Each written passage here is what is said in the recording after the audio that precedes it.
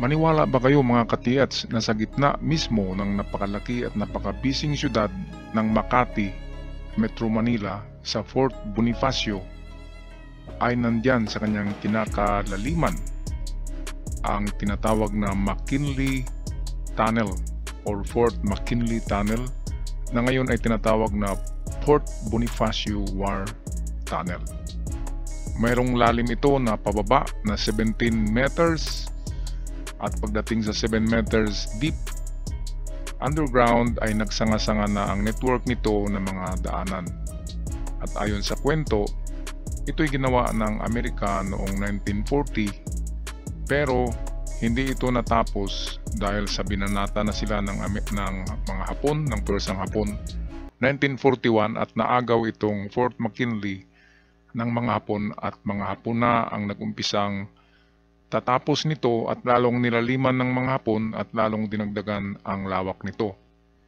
Ngayon, maraming nagsabi sa mga tao diyan na meron daw sila mga nakukuhang mga bagay diyan na sari-sari, merong gamit ng mga Amerikano at merong gamit ng mga Hapon. Pero ang ang kagandahan, ang Hapon talaga ang huling gumamit niyan, kaya pwedeng meron nga silang itinago diyan. At ayon sa mga treasure hunters ng 1980s ay meron daw nakuha dito na napakalaking bullion of golds, napakalaking deposito daw ang narito at nilagay lang sa isang chamber ng mga Hapon. Gold bars na mayroong 30 tons, 30 toneladas na gold bars na itinago ng mga Hapon bago sila sumuko. At ang nagakuha daw niyan ay mga Amerikano din dahil sa pagbalik ni Douglas MacArthur sa kanyang I Shall Return. In 1944 ay natalo na naman ang mga Hapon at naagaw na naman ng mga Amerikano itong Fort McKinley. Kaya mamaya ay meron makikita diyan na napakalalim na hukay sa ilalim niyan ng tunnel. Tunnel na tinanel pa. Ano ba ang ibig sabihin niyan? Ibig sabihin meron silang hinukay.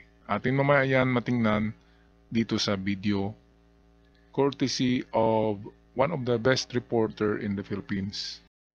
Atin panoorin ang dokumentaryo ni Miss Sandra Aguinaldo dito sa bidyong ito.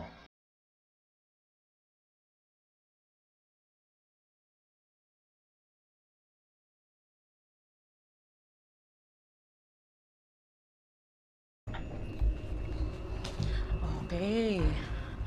Ito, may nakasulat. Pero syempre, ngayon na lang ito nilagay siguro. To 27th Avenue, East Rembo. Tapos, to Amapola Street, Tembo. Ngayon, nakikita namin, may mga parang kwarto. Ano ba yung mga kwarto na yan? Para saan ba yan? Actually, mga original structures yan na intended for offices or meeting rooms during World War II. Because ito sana ay mag-function as air warning service. Hindi basta-basta ang war tunnel na ito. Ayon kay Dr. Ricardo Jose, isang historian, pinagawa ito ng gobyerno ng Amerika noong 1941 para maging air warning system ng American forces laban sa mga dayuhang sasalakay sa Pilipinas. May habang 2.2 kilometers o posibleng higit pa. Sa loob nito, may 32 chamber. Panahon na yun, this was supposed to be what was called the Air Warning Service Center. So, nung panahon na yun kasi, importante na iprotektahan ang Pilipinas sa mga bomba at sa mga eroplano ng mga dayuhang bansa. To the Americans at that time, kaya importante ang Pilipinas kasi yung major air base nila sa Clark Field was also a very important base. Maprotektahan ang interests nila. And at that time also, gusto nang ihinto yung advance ng Japan into Southeast Asia. 6 meters ang lalim. Laki. Sinong gumawa nito? Hindi na natin sure kung ito'y gawa pa ng mga Amerikano. Pero ang hindi natin din sure kung saan, anong Nakatakot. purpose nito. Pero dahil may account na during the development nitong ilalim ng Fort McKinley noong 1941, nagkaroon ng plano na ilipat dito ang reserba ng gasolina ng ng Air Force ng Amerika na naka-station sa Nilsson Field na ngayon Ayala Triangle. Marami pang hindi alam tungkol sa war tunnel na ito dahil top secret ito ng mga sundalong Amerikano noon. Ito pa rin yung dadat na namin dito dahil hindi pa ito nagagalaw ng tao. Sa kauna-unahang pagkakataon, makukunan ng TV crew ang bahaging ito ng Bonifacio War Tunnel. Kung nakapagsasalita lang ang mga haliging ito, siguradong maraming maikukwento tungkol sa mga Amerikano, Hapon at Pilipinong minsang sumilong dito. Ang Fort Bonifacio na kampo ng Philippine Army ay dating Fort McKinley noong panahon ng mga Amerikano. Noon, mas malawak ang sakop nito. At dahil nasa mataas na lugar, sinasabing tanaw mula sa Fort McKinley ang buong Kamaynilaan. Malapit sa entrance ng tunnel ang opisina ng pinuno ng puwersa ng Amerika. Kabilang sa mga tumira doon si General Douglas MacArthur na naging commander din ng United States Army Forces in the Far East o USAFE. Pero makalipas lang ang 2 buwan,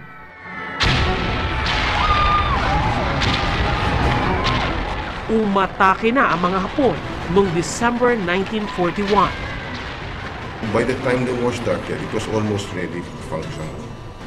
So may ilaw na dito, ilagay na yung mga telephone cables, umandar na yung mga fans. Problema is, binomba yung Clark Field the first day of the war.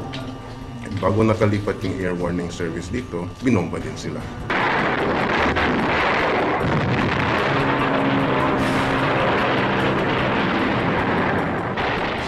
Pero nung binomba naman Hapon itong Fort McKinley noong December 9, 1941, tuloy pa rin ang paghuhukay.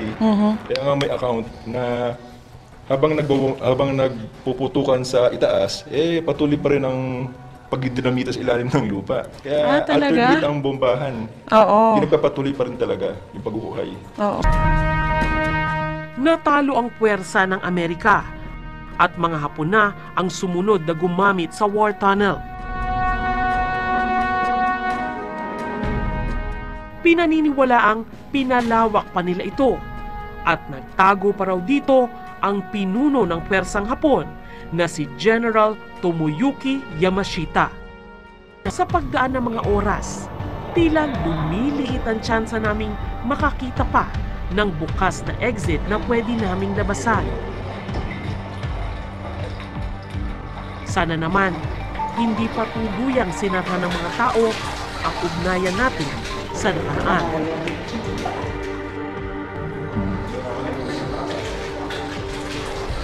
Ay, dito, mas grabe yung tulo ng tubig dito. Oo. Ang tubig na tumatagos sa itaas ng tunnel, tumitigas at nagiging stalactite. Si Senador Gregorio Honasan, dating rebeldeng sundalo, natulungan din ng Bonifacio War Tunnel nang magtago ng 7 taon matapos masangkot sa sunod-sunod na pag-aaklas laban kay dating Pangulong Cory Aquino. Paano niyo naman nalaman na meron doon? Siyempre, konting research, intelligence, at itong impormasyon tungkol sa mga ganong klaseng lugar ay bigay din naman ng kasundaluhan at kapulisan.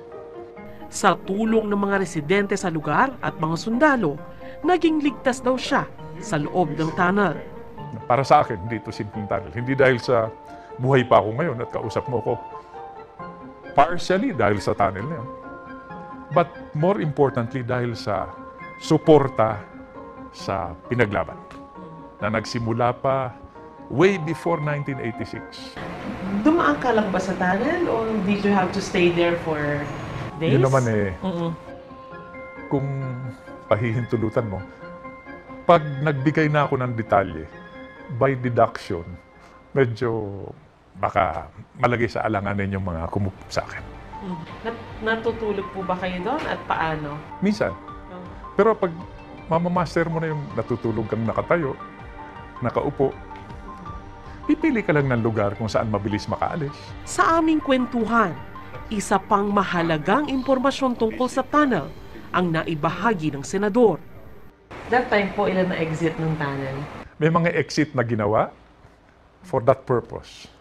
Just to make sure na hindi ako maipit, ma-corner, no? At siyempre, paglisan ko siguro, tinakpan na yon. Sa wakas, may silag din ang araw. Natunto namin ang kaisa-isang exit na bukas at pwedeng daanan ng tao. Ang liwanag ng araw mula sa lagusan, natanaw din ng mga taong nagtago sa tunnel, mahabang panahon na ang nakalilipas. Yay! Ayan! Ang sarap pala makakita ng araw. Mahirap mamuhay sa loob ng tunnel. Yun ang napatunayan ko. Ito na siya. Ito ang tinatawag na Morning Glory Exit.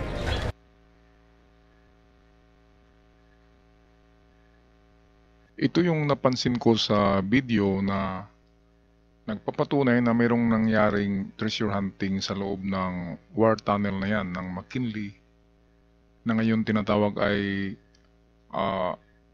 Fort Bonifacio War Tunnel. Okay, ito yung sa tingin ko ay 3 by 3 meters wide na opening ng paghukay at meron daw ito lalim pababa na nasa 6 to 7 meters. Kaya ang ano na ito, lalim na ito ay pang giveaway to medium deposit. Kasi ang tunnel ay nasa ilalim na yan. So, ibig sabihin, hindi lang ito medium deposit, ay pwedeng ito yung big deposit na sinasabing pinagkuhaan ng 30 tons of gold bars. Kasi kung i-pile dyan ang 30 tons, siguro ang original na lalim niyan ay mahigit siguro sa 7 meters. Kaya 7 meters ang hukay niyan. Kasi kung ipagpatong-patong mo yung gold bars na 30 tons, ay bababaw na ito. At ang bareta ay narito na sa 2 meters lang. Ang hukay ay nandyan na yung pinakaunang patong ng gold bars. Kung yan man ito man yung hukay na pinagkuhaan ng 30 tons of gold bars. Okay, ano naman ang gagawin ng Hapon? Bakit maghukay pa sila diyan ng pa-vertical? Galing na nga yan sa vertical, 17 meters. Galing sa surface ng Makati, siyudad ng Makati, ay naghukay ang mga Amerikano 17 meters down. At doon na sa 17 meters, nag-umpisa sila paggawa ng mga network of horizontal tunnels na mayroong mga chambers. Na sana ay gawin nila ito na pinaka-base nila para sa air warning system daw. Para sa ito na headquarters sa aviation, itong pang-eroplano. Kaya lang nabumbahan ng maaga ng Hapon. Kita nyo naman, ang Hapon noon ay pwedeng makipagdigma sa Amerika. Ngayon ay hindi na sila pwede kasi mas makapangyarihan na ang Amerika at mas advance ang Amerika kaysa anumang bansa sa planetang ito. Okay, so maybe, perhaps ito na nga yun. At sa palagay ko hindi lang ito yung tinitreasure hunt dyan. Kasi after during the martial law, alam nyo na kung sino ang nag-take over ng Pilipinas, ay pwedeng ito ay tinira din ng yung mga foreigners na tumulong kay dating Presidenteng FM sa pagkuha ng mga items. Katulad ni Olaf Johnson at yung si Bob Bob Cortez. Yung dalawang Amerikano na yan, yan ang yung mga magagaling na treasure hunter na galing sa ibang bansa na kinuha ng dating presidente. Okay, so ito lang mga katiyats ang ating episode ngayon about ang lihim ng underground ng Makati City sa Port Bonifacio. Ito yung lihim ng Fort McKinley kung saan ay meron daw nakuhang tuni-tuni ng ginto. Hindi lang natin matiyak ang panahon, ang period of time, pero according to the Marites of treasure hunters ay ito ay nangyari noong 1970s, ang paghukay ng mga war tunnel at mga landmarks in the Philippines. Kung nakita natin ito, iba ang kulay ng itong bagong hukay kaysa itong hindi pa ito nilumot. Hindi naman yan lulumutin kasi hindi na sinaga ng araw, pero mahalata natin na bagong hukay ito kung tingnan natin ang kulay ng hukay na ito kumpara sa ibabaw na kulay. Okay, hanggang sa muli, sana ay nagustuhan nyo, at kung nagustuhan nyo ang video sa mga bago pa lamang, huwag kalimutan i-subscribe ang channel para palagi kayong updated. Ako'y magpaalam na. See you on my next videos.